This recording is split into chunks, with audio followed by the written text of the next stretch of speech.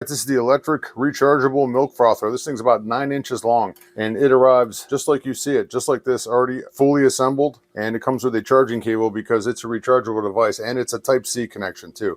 When you plug this in, a little light comes on to let you know that it's charging, and you can actually use it while it's plugged in too. So it's really simple to use. You got an on-off button right here, and it's 1 speed. Press it, turns on. Press it, it goes off. What I like to use this for is I make my coffee. I put my fixings in there and some light cream. And then maybe I'll add a little bit of water in there. Cup this size, I've got it filled up to about here right now. You got to be careful because it's pretty powerful. It'll pull this stuff right out of the cup. But you can see it's going. Look at that. And watch what it does to this light cream that I've got in here.